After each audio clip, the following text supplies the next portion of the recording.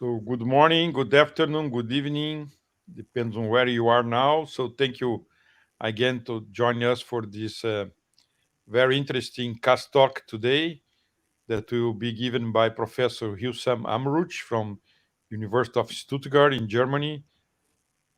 So today we are here for the um talk by Professor Hussam Amrouch from University of Stuttgart. So Hussam is a professor heading the chair of semiconductor test and reliability, star within the University of Stuttgart, received PhD degree with the highest distinction, summa cum laude from KIT in Karlsruhe in 2015.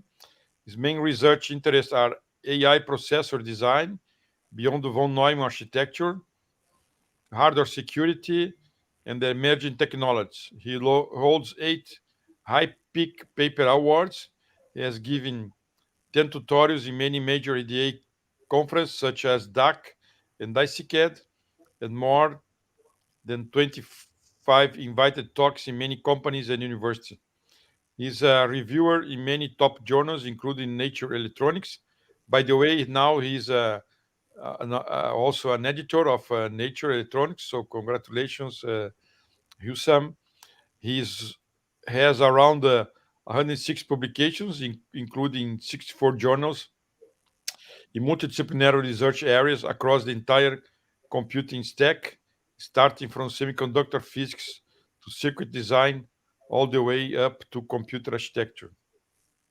So thank you very much, Professor Hussam, to accept our invitation. And the floor is with you now. Thanks a lot, Ricardo, for having me here. And again, from my side, good morning, good afternoon, good evening, where you are across the globe. And today I'm going to share with you how we can realize reliable brain-inspired computing. So we have lots of excitement about going beyond von-Neumann, but the problem is always about how we can ensure the reliable computing on top of such an emerging, novel, let's say immature yet hardware. So the whole talk is about the journey moving from beyond CMOS technologies to beyond von-Neumann architectures. In that journey, we will look about how we can realize an hardware-software co-design in a very comprehensive manner in order to achieve reliable yet very ultra-efficient, how to say, computing. Talking about the efficiency, we always, as engineers, we dream and we hope and we aim at increasing the efficiency of our systems. We always obsessed about the fact, or what we think is a fact, increasing the efficiency will give us more and more saving. But is it really true? Is it always more efficiency is always better and more saving? Let's go back to the history. 1865, when Jevons in England, he observed after the invention of the steam engine, which was a very efficient, the total consumption in England was keep increasing. How could it be when we invent a new technology that increase largely the efficiency, we don't gain saving? Years later, this became known in economy as Jevons paradox. Whenever the technology increases the efficiency of a process, the large increase in the demand behind that process or behind that technology will compensate, if not cancel out, most of the obtained saving. And too much efficiency might, at the end of the day, backfire. There is no doubt for us that the next revolution for humankind is coming from AI. Breakthroughs in the underlying deep learning algorithms increase the efficiency largely in many domains, and many of the applications that we would have never dreamed in the past became reality nowadays, from autonomous driving to autonomous drones and many other emerging, or let's say many other exciting domains. However, if we look to the trends in all AI applications, we see clearly the large increase, a significant increase in the need for more and more computing power. In fact, as the data here suggests, that the computing demand for AI algorithms almost doubling every 3.5 or 3.4, 3.5 months. So we need more and more performance. But the problem is that this large increase in the performance could not be achieved by our traditional computing paradigms or our traditional GPUs, CPUs. This is why specialized hardware accelerators or AI chips became more and more indispensable. The first edition or one of the early editions was from Google TPU, Tensor Processing Unit, around 2016, 2017. And one of the new versions, the version 4, and around beginning of 2020, they show they are able to train one of the very complex deep learning algorithms known as BERT. They are able to train it with around only 1 to 2 minutes, which is equivalent to what we need for more than 2,000 GPUs and 500 CPUs in only one TPU. So the large increase in the efficiency will actually motivate us to start to deploy deep learning algorithms and adopt it more and more in our life. The increase in the AI hardware efficiency will drop definitely the cost of deep learning training algorithms. And because the cost becomes less, more and more companies will start to adopt AIs. But where all those AIs will be trained? Always in the cloud. In other words, in the data centers. So therefore, we need more and more data centers. And if we look to some facts about data centers, they are already contributing largely to the carbon footprints. And the expectation they will actually, the total footprints that's coming from the carbon footprint from data centers will exceed in around 23, more than 13% of the total global carbon footprints. AI is coming or is going to reshape the future of humankind, no doubt. But it's now the correct time that we ask ourselves at which cost. Do you know that training one of the complex deep learning algorithms will emit carbons not only more than the entire lifetime of a vehicle, but more than 5 of them together, including the carbon footprint that comes during the manufacturing process itself. Environmental damage due to AI is not actually an external force which scientists have no control over.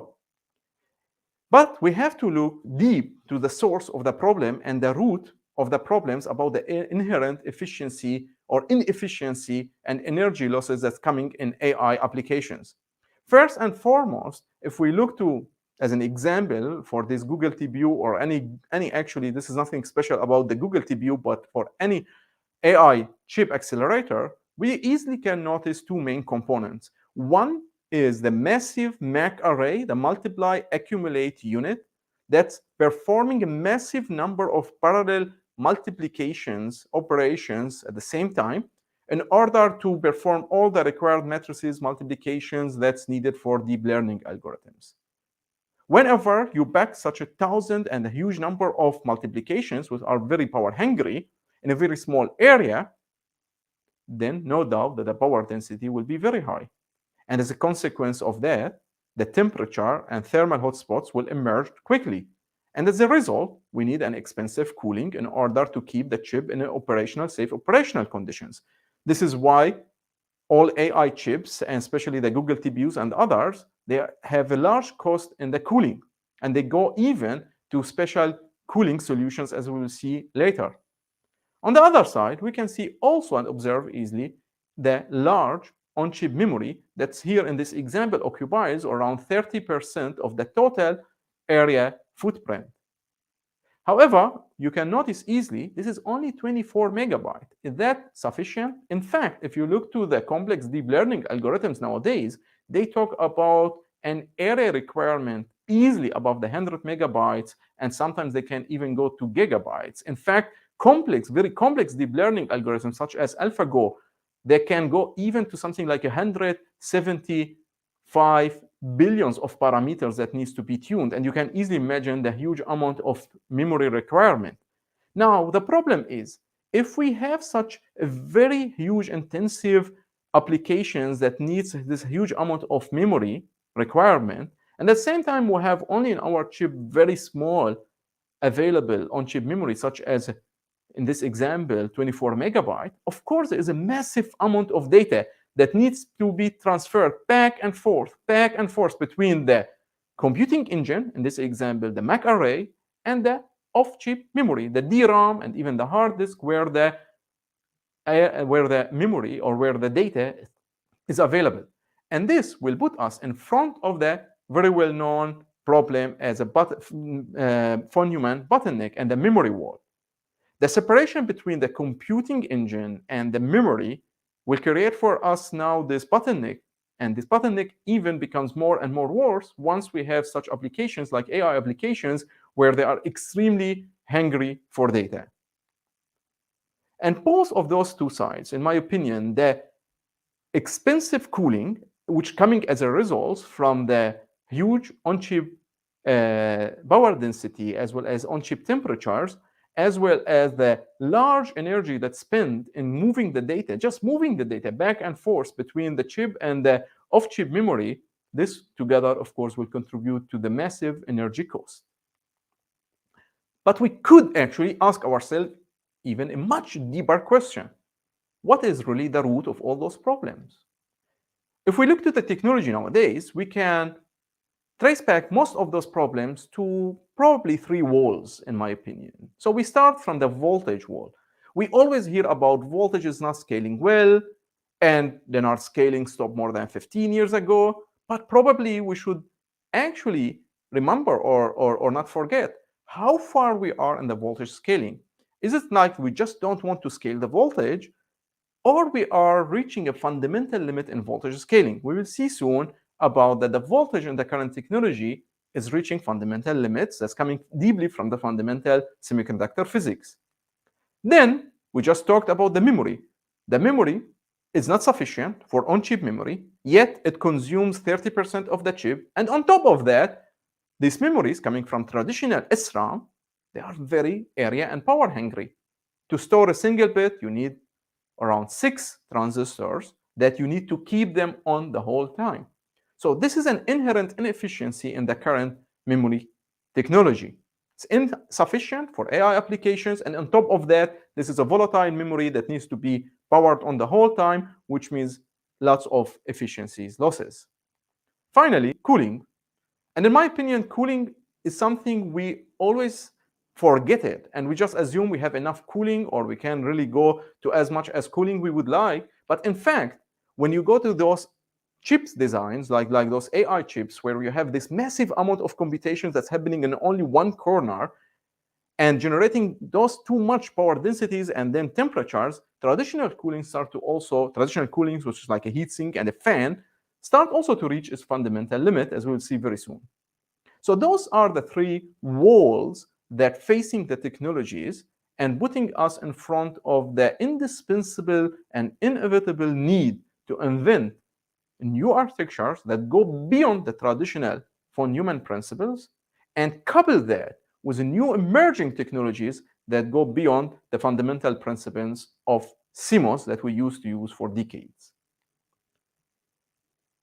And here I would borrow what David Peterson said in many of his recent keynotes. Performance, actually, it's almost at the end of the line. So if we look to this data and this figure, can tell us nicely how the performance that we expect with every new generation from our computing system is slowing down. And in fact, now we are almost at the end of the line, because and to get what we used to get like a double of the performance in the 1980s, now it needs almost like 20 years to achieve that.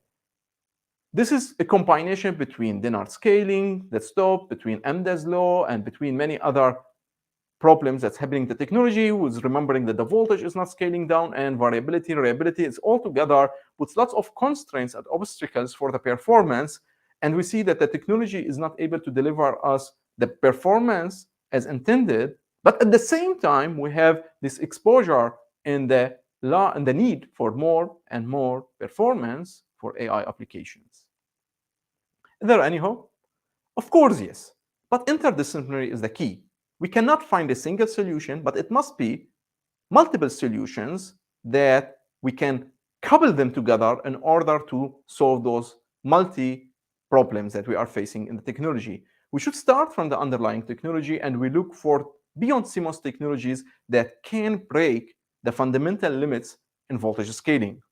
On top of that, we should look, of course, for emerging memories that can replace this traditional SRAM memory in a way that it can be how to say, provide us with much larger capacity, but also with energy saving. On top of that, an emerging beyond CMOS technology, together with emerging memories, will allow us actually to build a novel AI architectures. So we should not keep using our traditional von-Neumann architecture, and here we should try to invent and move more to something like a beyond von-Neumann architectures, where we bring both memory and computing together for the very well-known paradigms in compute and memory. However, a smart and novel AI architecture would not really work without a novel AI algorithm on top of it. So probably is a time also that we think about how we can replace all those deep learning algorithms. They are inherently extremely data hungry.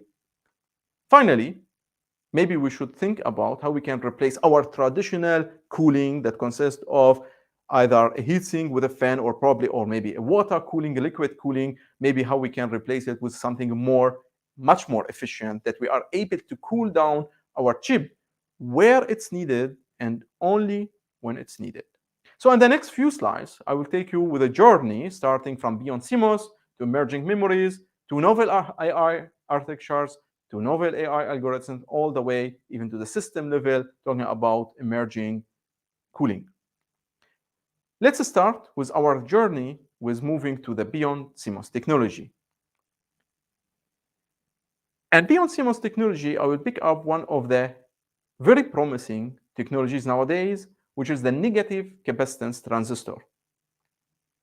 We all know that in semiconductor physics, there is a fundamental limit in the speed or in the way how we can switch the transistor between off and on state. This is well attributed to the so-called sub-threshold swing. And if we could build a transistors that they have or they feature much steeper slope, then we would be able to achieve the same on current, hence the same performance, but at much lower voltage. You see here in this cartoon example that we could actually achieve the same performance, same on current, but at 0.2 instead of 1.2 volt. Of course, that will give us an amazing saving in power. But why we cannot build such a very steep transistors?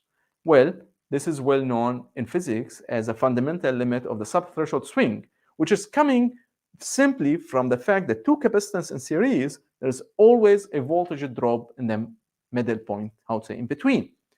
And with going to some math and a little bit from the basics in the semiconductor physics, this can be calculated to be theoretically that the minimum would be 60 millivolt per decade.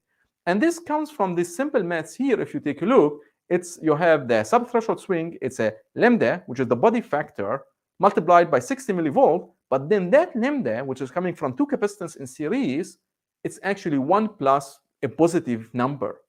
So therefore, this lambda body factor is always larger than 1. As a result, the sub-threshold swing, it must be always larger than 60 millivolt per decade. Even if we want to go to the absolute theoretical limit 60 millivolt per decade, this means we have to make lambda to be 1, which means you have to get the capacitance to be, I don't know, let's say 0 in this case, or maybe infinity, the insulator to become in order to get lambda 1. But let's take a look where we stand at this point of time in technology. TSMC and 7 nanometer technology, they already announced a few years ago they are achieving the 65 millivolt per decade. So if the 60 millivolt per decade is the absolute theoretical limit, so we already know that we are almost reaching that fundamental limit, and the technology at this point of time is so close to that fundamental limit. So therefore, even in the advanced technologies and even moving to 3 or 2 nanometer, there is no room for the improvement, and the room for improvement is getting smaller and smaller. Hence, and this is why, as a matter of fact, we have to figure out a way in order that we break that fundamental limit. Is there any hope or is there any way? It turns out, actually, we can suppress that fundamental limit if we make that the body factor lambda smaller than 1. But how we can make that? We should make the other term negative, because then we get 1 minus negative value. But how we can make a negative capacitance? Do we have anything in nature as a negative capacitance? And this is the very exciting, actually, topic, because it turns out that replacing the traditional high K material that's used to be used in the or advanced or all technologies, let's say at least since 2008, replacing the traditional high K material with a ferroelectric material, the so-called negative capacitance effect can be realized. And the negative capacitance effect and the ferroelectricity in the hafnium material has been also realized commercially, or not commercially, let's say in 2012, they have been figured out how they can realize the ferroelectricity effects in the traditional hafnium material. So therefore, by doping the high K material with zirconium, we are able to transfer the high K, traditional high K, to ferroelectric layer or ferroelectric material, which exhibit under certain conditions of capacitance matching the so-called negative capacitance effect. As a result of such an effect, remember you have two capacitors in series. Typically, the point in the middle from the high school physics must be, the voltage drop must have exhibit a voltage drop. But now, since the upper capacitor, which is the insulator, since now it's negative, we get a voltage amplification. As a result of that voltage amplification, we are able actually to achieve higher current for the same voltage, but also, more importantly, achieving the same current but at a lower voltage. And this is the big promise of NCFET. But in order to uncover the full potential of the NCFET, it's not enough that we look to the data that's coming from the underlying transistors, because as expected in any emerging technology or in anything in life, there is no free lunch. If the technology is offering us such an amazing increase in the on current without increasing the voltage due to the negative capacitance effect, there's also some other side effects. And one of the side effects that's coming is the increase in the total capacitance. Because two capacitors in series, in the traditional, how to say, ordinary capacitance, we get a total capacitance to be smaller than each of them. But if one of those capacitances becomes negative, the total capacitance of the system becomes larger. And this has a big implications, because the performance of any circuit, it's not only about the higher current, but also the capacitance that will be charged.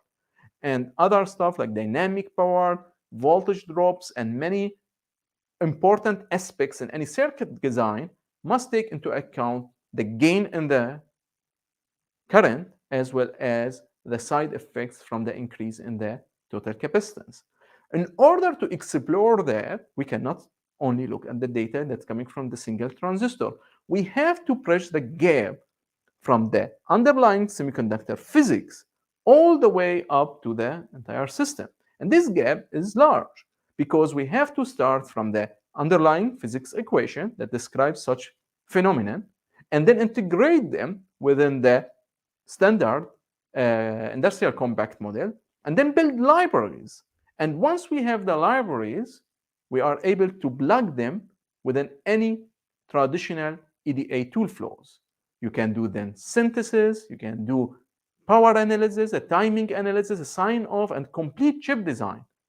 And this is what I've been working on in the last few years with collaborations with other research partners, that how we can take the underlying physics equations or physics-based equation that describes the negative capacitance effect and then integrate it within the industry standard compact model, the BSM-CMG for the FinFET technology, and then characterize the entire standard cell library under the effects of negative capacitance, and then take those libraries. They are fully compatible with any existing EDA tool flows, like say Cadence or Synopsys or whatever, and then we plug them and we do the complete chip design for processors in order to answer the ultimate question: how much performance I would gain, how much dynamic power I would lose, or what are the trade-offs between that this new technology that would offer to us. We have done recently this work or this exploration for mimicking as much as possible the Google TPU chip. And by looking to the data, by analyzing how to say the MAC array after the synthesis and after the power and performance analysis, and we have done that for different precisions, as you see here from the x-axis, the MAC precision, It turned out that the power saving for an ISO performance is around 50%. So what that really means? It means because the negative capacitance will allow us to go to lower voltage without a loss in the on current, hence without a loss in the performance, so we can still sustain the original baseline frequency, we are able to save around, let's say, 40 to 50%, which is, of course, amazing because the power saving in the MAC unit or the MAC array will be translated directly to 50% saving in the power density, which will be translated directly to lots of saving in the temperature and hence cooling cost. And this is what you could imagine. If this technology becomes reality, and if we are able to really replace the transistors that used to build, how to say, our logic in the traditional or in the MAC arrays, we are able to achieve such a 40 to 50% saving in the power without a loss on the performance, which will be translated directly to lots of saving in the total energy and the total cost for cooling.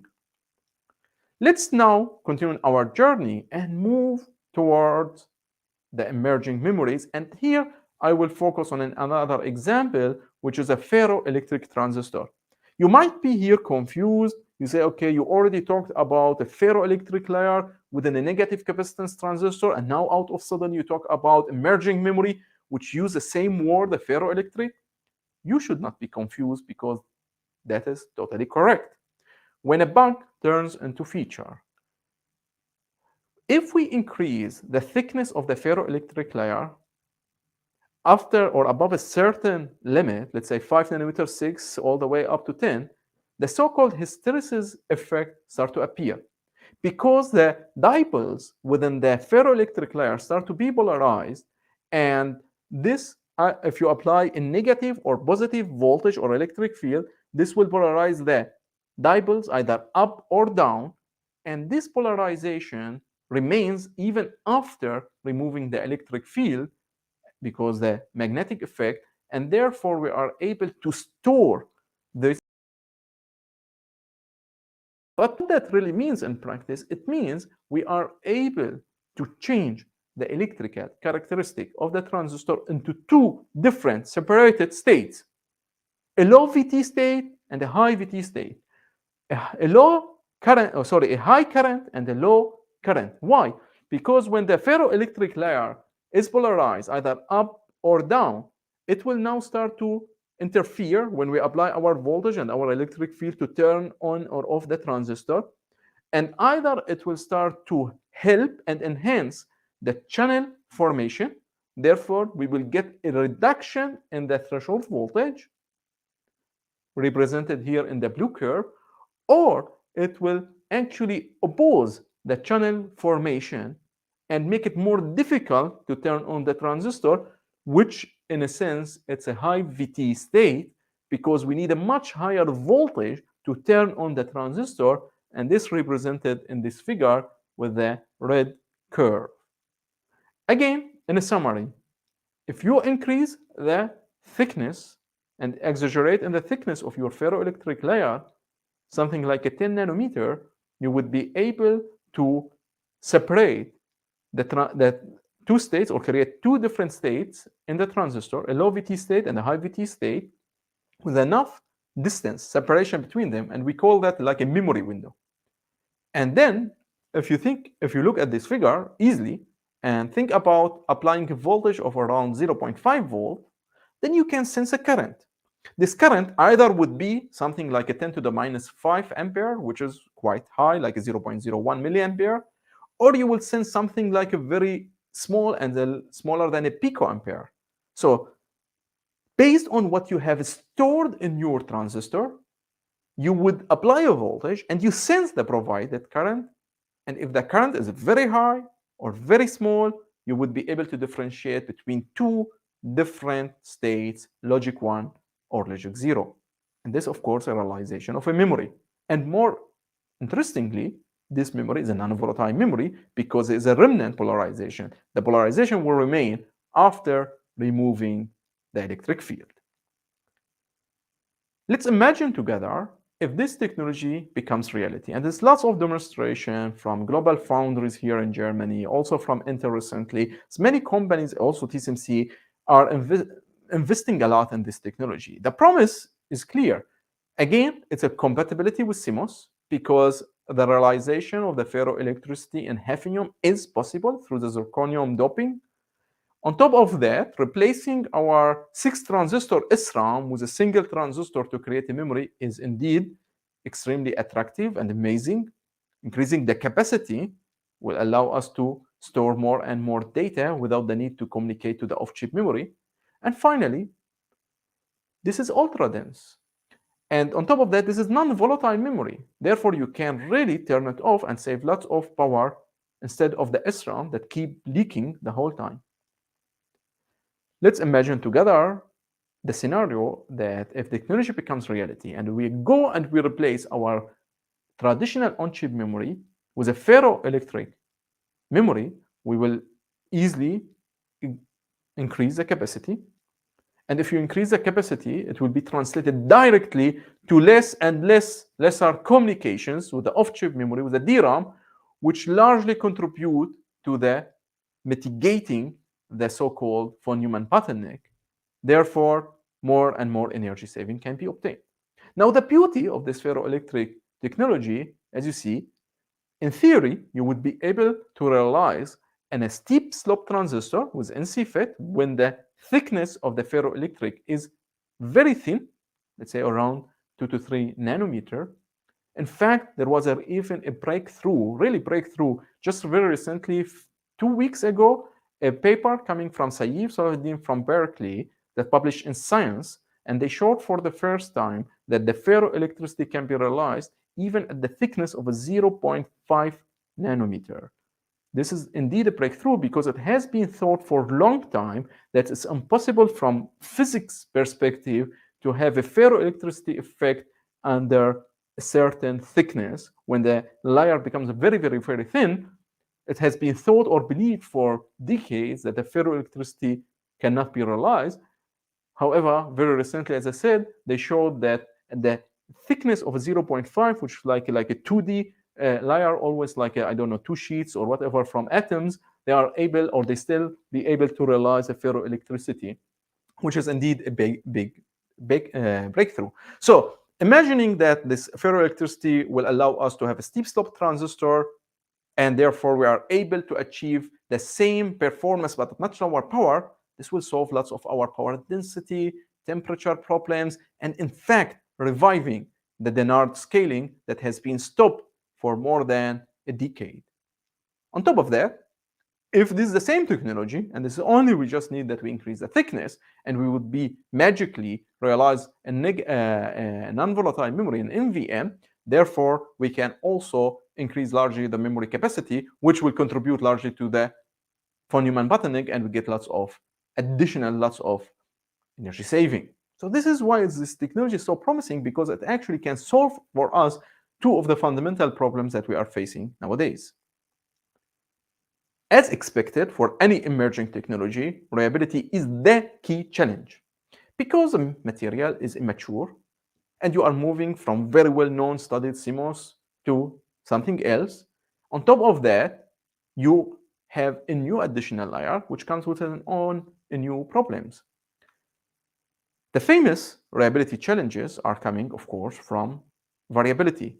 Design time variability coming from the variation in the underlying physical parameters, such as the thickness of the ferroelectric layer, the remnant polarization, the corrosive field, as well as the traditional manufacturing variability sources like dopant fluctuation, random dopant fluctuations, the surface roughness, and all other work function fluctuations, and all variability sources that they are extremely dominant in the deep nanotechnologies, small nanotechnologies, on together with the additional variability that's coming from the ferroelectricity.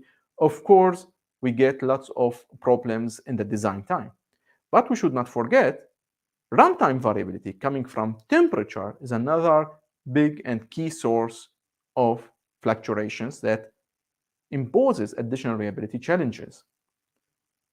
Then how we can survive, how we can make the best use of this technology, knowing it's so noisy, how to say. Before explaining that, let me add on top of it an additional extremely challenging and not studied in detail source of variability. It's coming from the inherent stochasticity in the material. As expected, you have a new material that you are growing by doping the zirconium in the hafnium, and this new material will have this doping will create now the ferroelectricity, and you have different grains. Those grains, they have different sizes, different shape, and as a result, they will interact with the channel in a very different way. So this is a stochasticity that imposes an additional source of variability that's very difficult to live with. In fact, the first step is you need to model it.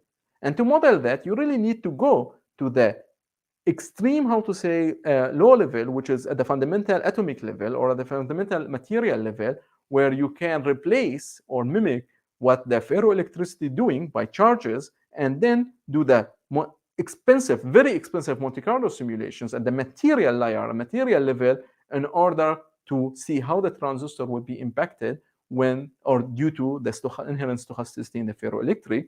And if you are interested in this, based on your background, we had recently a paper in the International Electron Device Meeting, IDM, where we showed for the first time how such stochasticity can be modeled and studied in the ferroelectric transistors. Once we are able to model the variability, doesn't matter if it's coming from design time, from runtime, inherent stochasticity, once we are able to develop those models, then we know how to live with it, because we can go to our traditional deep learning algorithms and we can train them in the presence of those errors. And this is actually the key. The key is emerging technology will suffer from variability, will suffer from lots of immaturity, will suffer from problems. Making them mature and exhibit no variability, I think it's very, very, very difficult, and maybe it takes decades to be achieved. However, the key is two things. First and foremost, you have to model this variability. You have to be able to translate the inherent variability in the material, in the underlying technology, into abstracted probability of errors without a loss. Of course, you are abstracting, but as accurate as possible, with the validation, with the experiments, of course. And then once you have those accurate probability of error models, you can actually inject them during the training of your deep learning algorithms, and we can do the so-called error-aware training, which will allow us to obtain deep learning models that inherently robust against the underlying errors that's coming from the technology. As an example here, we have done the work for the binary neural network. And if you are not familiar with the binary neural network, it's one of the very attractive and promising domains in deep learning, where they are able to train the neural network using a binary single bit representation for the weights and the activation. Therefore, the binary neural network is very attractive when it comes to the energy saving, because the the memory requirement is small, because you only need one bit to represent your parameters, instead of either 8 bits like an integer, or probably even a 32-bit floating point, which are very expensive. So binary neural networks are promising due to the light representation of the parameters. And on top of that, you don't need in a binary neural network expensive multipliers and Mach units. In fact, you can do the operations using a very simple XNOR logic. So binary neural network is very promising. And actually, it has a very nice synergy with the emerging technology, because the representation of a single, bit, this means now one single transistor, one single ferroelectric memory, you are able actually to store your weights and activation in a very efficient manner. We have done this work, and we modeled from the deep semiconductor physics the inherent variability that's coming from the stochasticity, from temperature, as well as from process variation. We abstracted all those to accurate probability of error models, and then we have trained the binary neural networks in order to be robust against those errors. And we can see here from those two figures for two different data sets, Fashion and Cypher 10, how the the green curve, which is the error-aware training, is able to sustain the baseline accuracy without a loss, although the temperature increases from, let's say, a room temperature or zero temperature or 0 degree all the way up to 80 degree, while on the other side, the models that they are unaware of the temperature effect, they drop significantly. So the key again is not a magic, it's very well known. We all know that hardware, software, co-design. Get the probability of error as accurate as possible for the emerging technology, which is not easy, but once you have it, you can do a lot. And the first thing you can do is to train your deep learning algorithms to learn how to live with those errors. Similar concepts can be applied also for the spiking in neural networks, where are lots of attractions there because, again, they are extremely lightweight or extremely promising for the energy saving, and they borrow lots of concepts from the human brain's computations, how to say, and they are very good for the neuromorphic hardware. But the problem with those type of spiking neural networks is, again, whenever you want to do it for an emerging technology like the Pharaoh, they are, again, very sensitive for the errors that's coming from the underlying technology.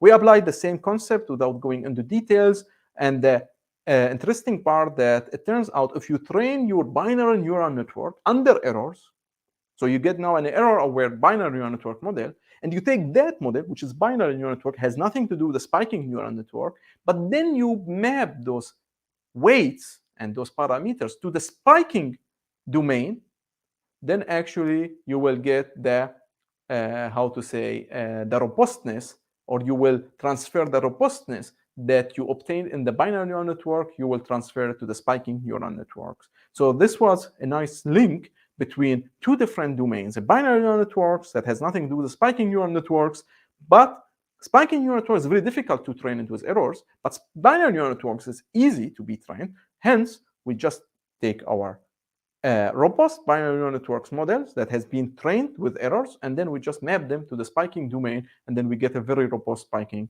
neural networks. Let's move one step further and now see how we can use and exploit this ferroelectric transistor, but now in memory computing. We just explained this ferroelectric device, and we said that it can separate the transistor into two different states: high VT and the low VT, high current and the low current. Now, I want to just to imagine a little bit. If you take two of those ferroelectric transistors and combine them, you can form a cell.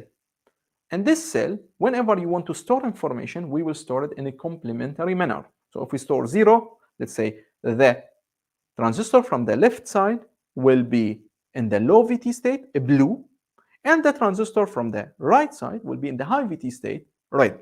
So whenever you store information, either 0 or 1, you will put it in a complementary manner. Easy. Now, the promise is, or the interesting part, that if you want now to search, if you apply certain voltage, let's say 1 or high volt, 1 volt, then on the transistor which is blue, the low VT transistor will turn on, and therefore you have a discharging current. And on the other side, if you apply 0, both transistor will remain off. What that really means? It means we are able to sense and know the content of the memory without reading the memory. It's the realization of the CAM, the content addressable memory. And in practice, if you have a mismatch, you will get a discharge current. And if you have a match, you will get no discharge current. So let's repeat it. If you have a mismatch, 1, 0, or 0, 1, you will get discharge, which is 0. And if you have a match, which is 1, 1, or 0, 0, you will get actually no discharge, hence the current or the voltage remains high. This is actually an XNOR operation, because the XNOR will give you 1 only when you have 2 1s or 2 zeros. So when you have a match. So now we can see with 2 transistors from Faro, we can go and realize a very compact logic in memory, a very compact XNOR that's able to do the XNOR operation between stored value and the upcoming or coming value without any read operation. And that's actually the first step to break the fundamental von-Neumann bottleneck, the separation between the memory and the computing. So if we merge now the XNOR operation with the memory together, this has a far-reaching consequences, as we will see soon. We can sense the current in practice, and based on the current, if we see if it's no drop or no discharge, or there's a discharge, we are able actually easily to differentiate if this was 0 or 1. Let's take now the same concept of this TCAM or CAM, and let's put more of those cells.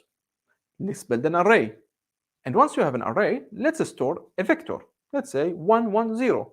And now let's apply another vector, say 1, 0, 1. What will happen, you will get now some of those cells will have a match and some of them will have a mismatch. Hence, you will have a current or no current. As a result, and remember the Kirchhoff's law, you have now all those currents, though they will be accumulated, there will be some those current, and then you can sense the current, and then you can interpret the current. The current, based how large the current, you would be able to know if you have how many mismatches occur. In other words, you will be able to calculate the Hamming distance. This is also very promising because we know that Hamming distance means calculating the similarities. And calculating the similarities is one of the cornerstones in many machine learning algorithms because this is how you can do the classification properly. In other words, you are able here to store data and then bring new data, and in a very, very efficient manner, you would be able to calculate the similarity between the stored data and the upcoming data without even touching the memory, without reading your content. And this actually opens doors for novel AI algorithms, brain-inspired hyperdimensional computing. This is one of the very exciting, in my opinion, paradigms that known since long time, but start very recently. In fact, in the last 4, 5, 6 years, that gets lots of attractions. And the reason is the ability to do classifications in much, much lighter way compared to the deep learning algorithms. But the promise is coming from the ability to learn much, much, much faster. How this learning works, is it complex? Well, let's see. I will try to explain it in 1-2 minutes, and I hope that you will understand it, and this will convince you how simple those algorithms, yet very efficient. Let's take a problem like language classification. And if you want to classify a text that you don't know belongs to which language, you have to train at the very beginning your model to learn different languages, English, French, and German language, etc. Now, I will take an example about this language classification and show you this how such an algorithm would work. For every character in your language, A, B, C, and all the special characters, we will assign a random vector that's very large. Let's say 10,000 bits of random vectors. Because this is very large vector, the chance and the probability you get two similar vectors for two different items is very, very, very small. Now, you have for your characters an assigned vector that represents that character, which consists of a very huge number of bits, let's say 10,000 in this example. Then we get a text. And this text, we want to encode it. But the encoding algorithm is very simple. It just takes in n-gram, let's say 3 characters, and then you do simple operations, just XNOR and rotate without going into too much details, but it relies on 2 simple operations, XNOR and rotate. And then you will start to encode the text that you have. Let's take an example. You have a text like to be or not to be that you want to train. And then what you have here, you read the first 3 characters, the n-gram, and you will get the 3 different, how to say, random vectors. And then you will apply the simple algorithm of rotate and XNOR, and you get a new vector. And you keep moving until your text finish. What do you get? You get many of those new vectors. Then you just apply a simple, you count the number of ones, and you apply simple majority vote. Now you are able to translate all those vectors into single vector. That simple vector, the hypervector, represent at this moment the entire language, because this vector, it embed how different text and different characters will come together to form the English language in this example. We can repeat this same algorithm, which is very simple as you see, and you just can provide it with any textbook and then quickly can learn it.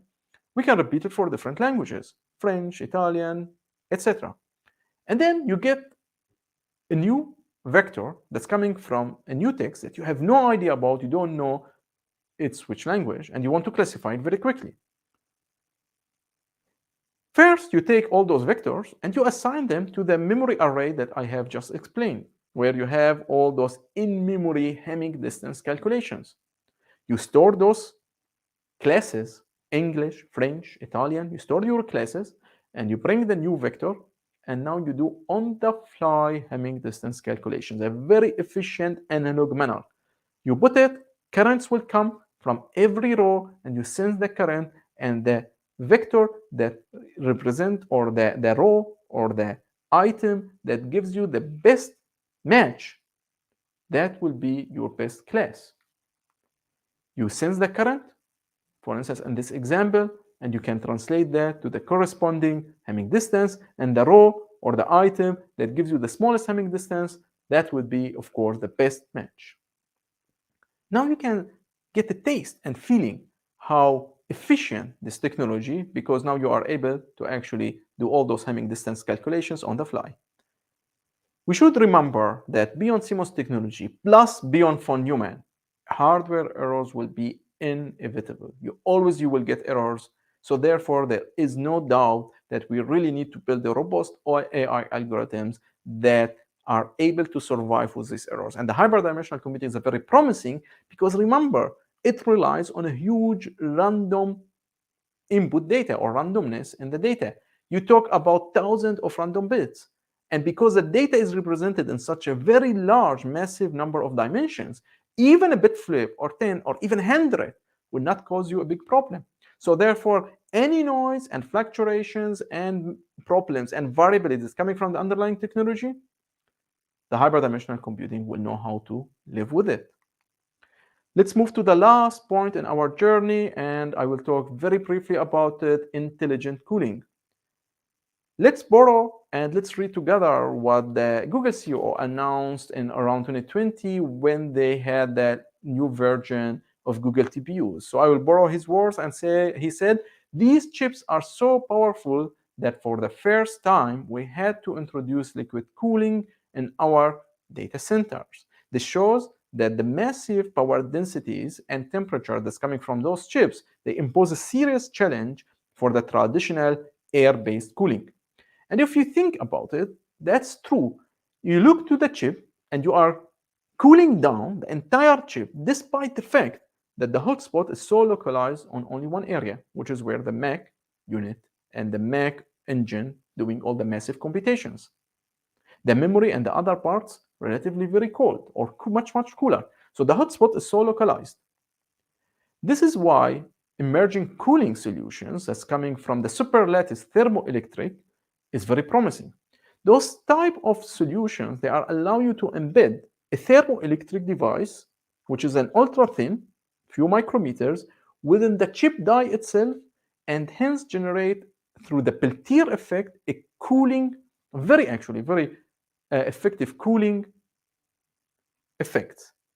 So you put the thermoelectric device on top of your hotspot. The thermoelectric device employs the well-known Peltier effect, and the Peltier effect will make one side of the thermoelectric very cold, which is where you want to cool down the chip, and one side very hot, but it will be dissipated through the packaging and the heatsink. We have done extensive work on studying the impact of the thermoelectric devices using complex multiphysics simulations from ANSYS, and it turns out you are able to really suppress a hotspot that's coming from around 200 watt per square centimeter, which is a very large power density, as we know, leading in this example to around 125 degree. We are able to suppress it all the way down to around 108 degree, which is very promising. Temperature is the unseen enemy. And as it has been said, the unseen enemy is always the most fearsome. Why? Because once it's here, it's too late. There is nowhere in technology is that more true than processors. How we can really see the temperature underlying the heatsink? How we can really understand the temperature and the emerging hotspots under the heatsink and the packaging? Once the temperature and the hotspot is emerged, then it's too late. How we can see what's underneath the heatsink? To solve this problem, we have built one of the unique thermal setups that allow the infrared camera to capture the AR radiation from the chip without any layer in between, without any interference, without any liquid that can interfere between the camera lens and the IR radiations that coming from the silicon die. We achieve that through applying concepts of Peltier effect and thermoelectric effect on the bottom side of the chip, in which we are dissipating the heat that's coming from the processor through the bottom side or through the PCB instead of the top side as done traditionally. And this again allows for the first time to capture very accurate thermal image for processors without having any layer to interfere and without any package and without any interference between the infrared camera and the underlying chip under measurements. This brings me to the end. And of course, I would like to acknowledge the great team. Everything I have presented, all the credit goes to the research team and the PhD student. Without their great work, I would not be able to present any of the works today. They are coming from different backgrounds, some of them from physics, from circuits, from AI hardware, software. This is what allows us to really bridge the gap between material science all the way to system level and computer science. Of course, on top of that, I'm very grateful for the large international network of collaborators from IIT Kanpur, UC Berkeley, New York University, and many others. Without the intensive and very close collaborations with them, most of what I have presented today would never be possible. And last but not least, of course, I would like to acknowledge and thanks the funding agencies from the ONR Office of Novel to the DFG here, the national funding agencies, and Advantest, which is one of the big international companies in semiconductor test, which are investing and funding us a lot here in the University of Stuttgart through the graduate school here, where we are able to study those advanced technologies in a very, very comprehensive manner in order to reveal problems that are coming from the deep semiconductor or advanced technologies. This brings me to the end. We are, I believe, on the brink of a new era of computing.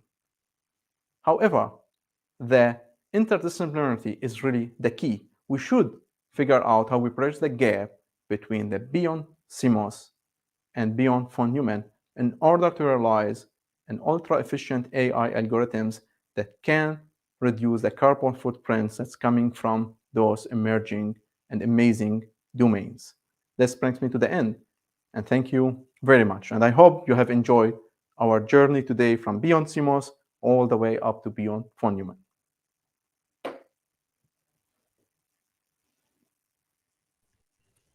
So thank you very much for your very nice and interesting talk, Hussam. Thanks, So now it's Ricardo. time for questions.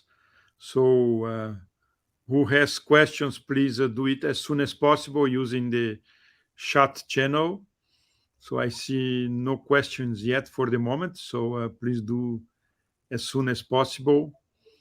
Uh, so I have one question is that one thing we can see nowadays is that the systems and circuits that are implemented by majority of people are still using much more transistor than is needed. No, Correct. so optimization, I say that is a keyword in nano CMOS. So can you comment about this and how is the role of optimization in also in emergent technologies? That is indeed an excellent point, because with the more advanced technologies, and if we really move really to 5 nanometer, 3 nanometer, even before talking about the emerging technologies, the cost of those advanced technologies is very, very high. But the gain actually is not that high.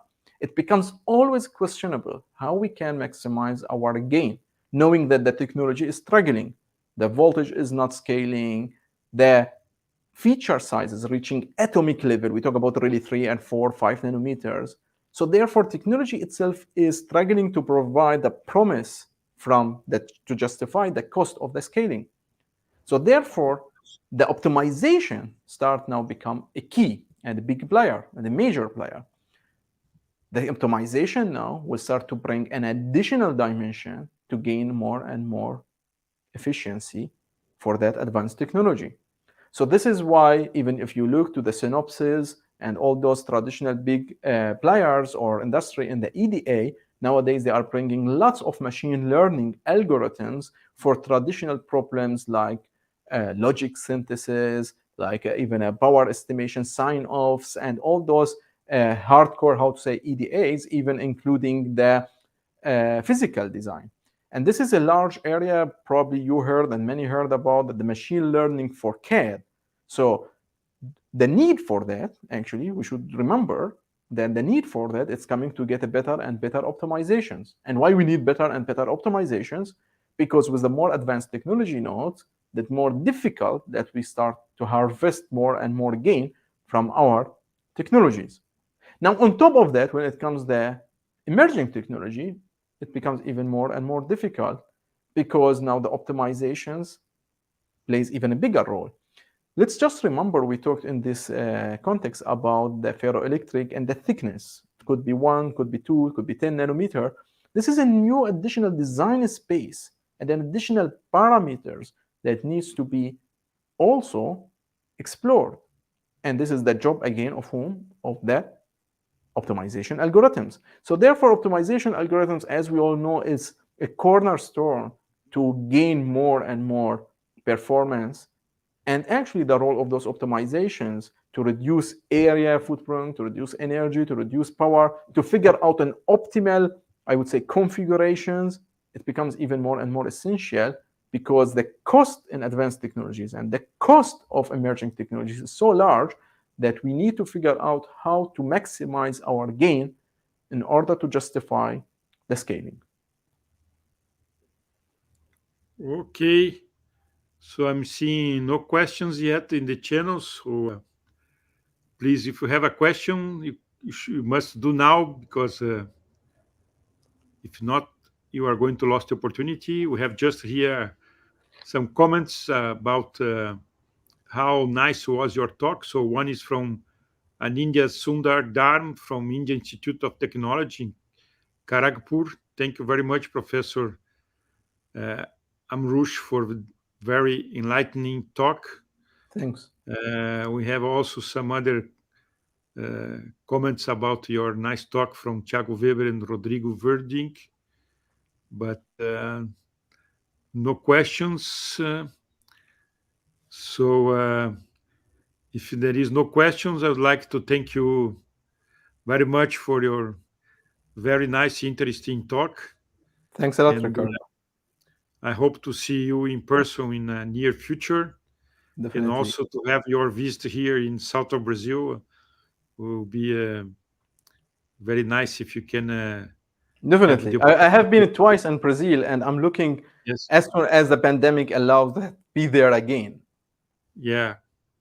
So thank you very much. Thanks. See you next